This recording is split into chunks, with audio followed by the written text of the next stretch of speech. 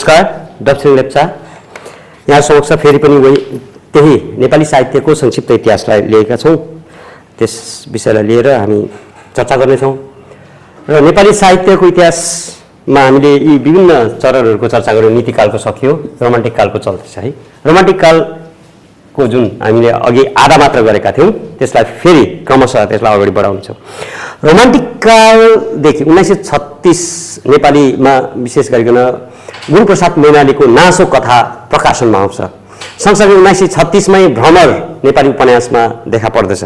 त्यसरी नै 1930 का दशकमा देवकोटाद्वारा निबन्धको क्षेत्रमा असारको 15, बर्दामा शिकार बालकृष्ण समको निबन्ध, अनि आमाको सपना कविता, गद्य कविता गोपाल प्रसाद रिमालको आमाको सपना कविता संग्रह, यस्ता विविध किसिमका ग्रन्थहरू हामी देख्न पाउँछौँ, साहित्यिक कृतिहरू देख्न पाउँछौँ जसले पुरानो मान्यतालाई तोडेर नौलो प्रवृत्तिलाई आत्मसात गरेको हामी पाउँछौँ। अब हामीले यस जुन रोमान्टिक काललाई हामीले आधुनिक काल मानेर यस कालदेखि आधुनिक नेपाली साहित्यमा आधुनिक काल भनेर पनि यसलाई अध्ययन गर्न सक्छौँ, यहाँदेखि उता आधुनिक काल भनेर पनि मान्न सक्छौँ भनेर भन्यो। तर 1936 साललाई हामी आधुनिक किन मान्ने त भन्ने एउटा प्रश्न आउँछ। आधुनिकता, मोडर्निजम जुन छ त्यो वास्तवमा विश्वमा नै एउटा चर्चाको विषय हो। विश्वभरि नै भएको एउटा जुन घटना, साहित्य के अरे विज्ञान, अन्य ज्ञान अनुशासनका क्षेत्रमा पनि यो आधुनिकताको ठुलो प्रभाव रहेको छ। विभिन्न प्रकारको विज्ञानले गरेका ती आविष्कारहरूलाई, ती आविष्कारका आधारमा वा त्यस आविष्कारले मानिसको दैनन्दिन जीवनमा पारेको प्रभाव, अनि विश्वयुद्ध आदि थुप्रै घटनाहरू भए जसका कारण मान्छेको मानसिकतामा, मान्छेको विचारमा, विचारधारामा परिवर्तन आउनु स्वाभाविक थियो र त्यही अनुरूप साहित्य वा कलामा पनि त्यसको छाप देखिन स्वाभाविक थियो। र आधुनिकता र माध्यमिक काल भनेर हामी कसरी हेर्ने त? माध्यमिक काल जसलाई हामी जो आधुनिकता, यो पुनर्जागरण काल अथवा एज अफ एनलाइटनमेन्ट भनेर हामी भन्छौँ, अथवा रेनेसाभन्दा पूर्वको युगलाई हामी डार्क एज पनि भन्छौँ। त साहित्यमा पनि त्यस किसिमको जुन लेख्ने परम्परा, साहित्य रचना गर्ने परम्परा, त्यो अघि नै भनियो, बन्धन, नियम, कानुन, त्यसमा नीति नियमहरू थिए। साहित्य रचना गर्नुपर्छ भनेदेखि त्यसको विषय कस्तो हुनुपर्छ, एउटा पूर्वगठित एउटा स्वरूप अथवा पूर्वगठित एउटा बन्धन नियमहरू थिए। त्यसैका आधारमा साहित्य रचना गर्नुपर्थ्यो। जस्तो मानिलिउँ हामी महाकाव्यको सन्दर्भमा कुरा गरौँ, पूर्वीय काव्यशास्त्रमा साहित्य रचना गर्दाखेरि चाहिने सामग्रीहरू वा लेख्ने जुन नियमहरू के थियो त भन्दाखेरि पात्रहरूको चयन गर्दाखेरि नायक नायिकाको चयन कसरी हुन्थ्यो त भन्दाखेरि कुलीन वर्गको, उच्च घरानाको अथवा क्षत्रिय वर्गको, अथवा धीरोदात्त, धीर ललित, धीर प्रशान्त आदि कवि माने नायकहरूको जुन वर्ग छन्, क्याटेगोरी छन्, त्यस्ता क्याटेगोरी वा त्यस्ता वर्गले मात्रै साहित्यमा नायक हुनु पाउँथ्यो। तर त्यहाँदेखि यता अब रोमान्टिक काल आयो, मान्छेको विचारमा विस्तृत एउटा विचारधारामा परिवर्तन आयो। त्यसले के ल्यायो त भन्दाखेरि अब हाम्रो नेपाली साहित्यमा हेऱ्यौँ भने पनि रामे, चामे, रणे, मने आदि सबै जस्ता एकदम सर्वसाधारण पात्रहरू पनि साहित्यका, कृतिका, कथा, उपन्यासका नायकहरू हुन थाले। त्यस किसिमको जुन विचारधारा हामी रोमान्टिक कालदेखि यताका साहित्य लेखनमा हामी पाउँछौँ। र यसमा रोमान्टिक काल अवधि नै त्यो रोमान्टिक कालले ल्याएको अर्को मुख्य प्रवृत्ति के हो त भन्दाखेरि सामाजिक यथार्थवाद।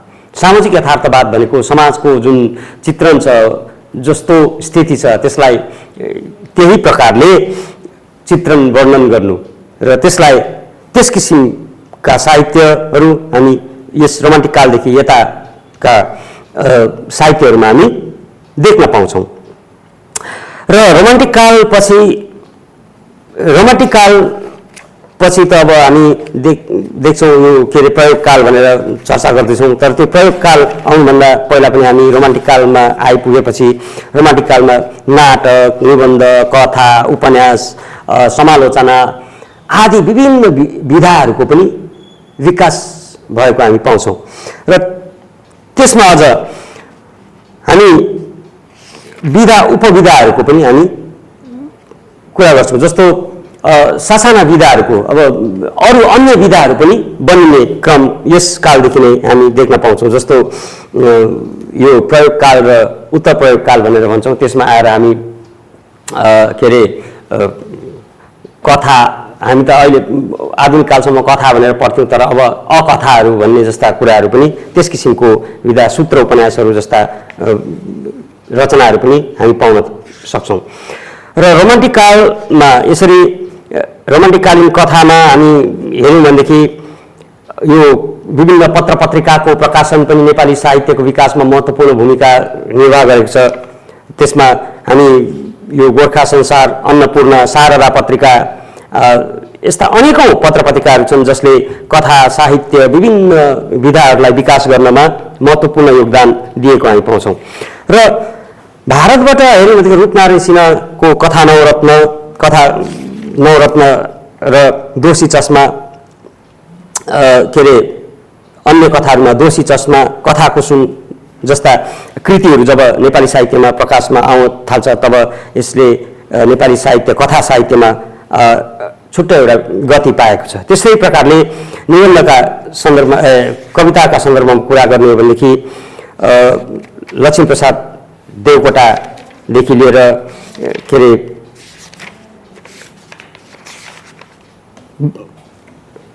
रिमाल, गोपाल प्रसाद रिमाल, आमाको सपना, अनि यताबाट हामी हेऱ्यौँ भनेदेखि के अरे तुलसीबहादुर छेत्रीको बापु वन्दना, सङ्कल्प, नहेर आज मलाई, बुद्धि बाङ्गरो जस्ता कविताहरू प्रकाशमा आएको पाउँछौँ। यो सबै रोमान्टिककालीन कविताहरू हुन्।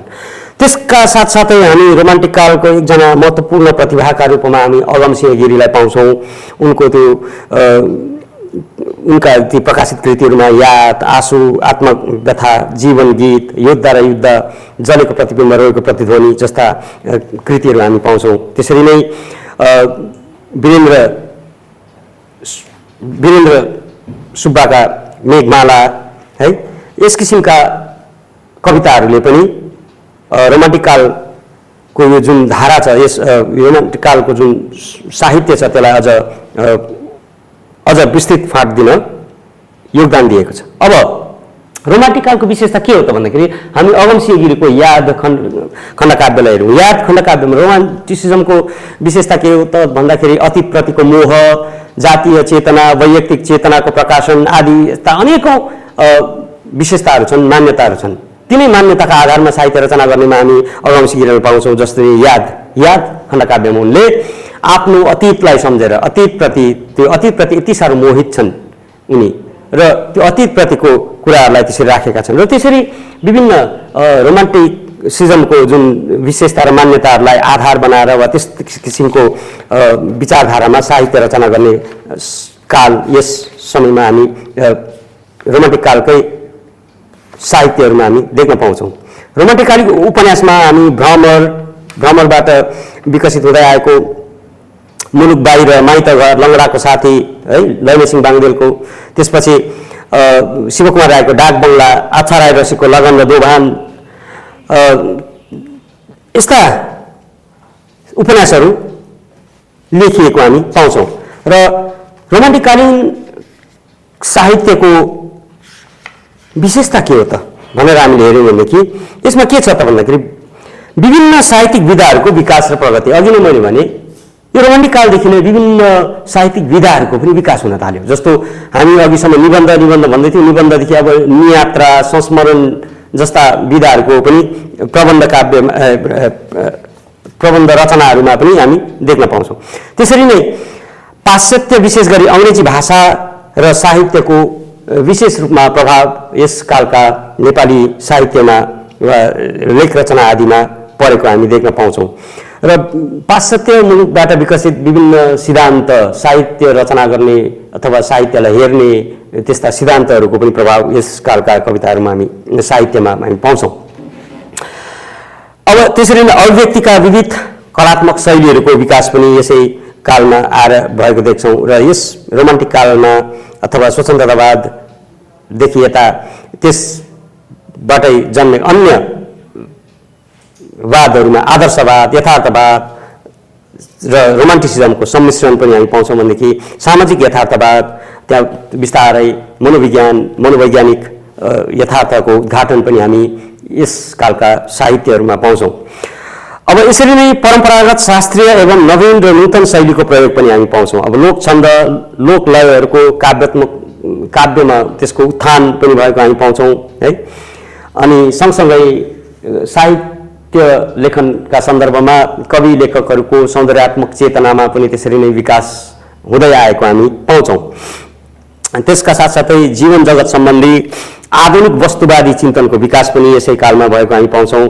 र यसरी साहित्यका माध्यमबाट साहित्यमा त्यो कलात्मक चेतना वा सौन्दर्यात्मक चेतनाको विकास हुँदै आएको हामी पाउँछौँ। र रोमान्टिक कालले एउटा ठुलो विस्तृत साहित्य लेखनको क्षेत्रमा विस्तृत फाँट एउटा तयार पारिदिएको छ, जस अन्तर्गत विश्वभरिका साहित्य लेख्ने जुन परम्परा, परिपाटी, शैली आदिलाई पनि नेपाली साहित्य लेखनमा त्यसको प्रभाव वा त्यसबाट पनि प्रेरित भएको हामी पाउँछौँ।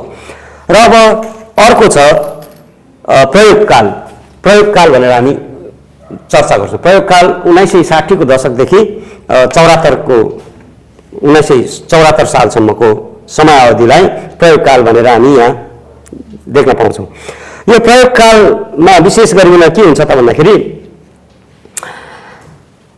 प्रयोग भनेको साहित्यमा विभिन्न प्रकारले साहित्य लेख्ने परिपाटी, शैली आदिको मा देखिएको परिवर्तन, कवि साहित्यकारहरूले नौलो प्रकारले जुन परम्परागत लेखनको साटो एकदम नौलो प्रकारको शैली, नौलो प्रकारको भाव, विषयको चयन आदिमा नै नौलो प्रकारको प्रयोग गर्दै, त्यसो हुँदाखेरि यसलाई प्रयोगकाल मानिन्छ। र प्रयोग धर्मिता यस आधुनिक साहित्य लेखनको एउटा विशेषता मानिएको छ।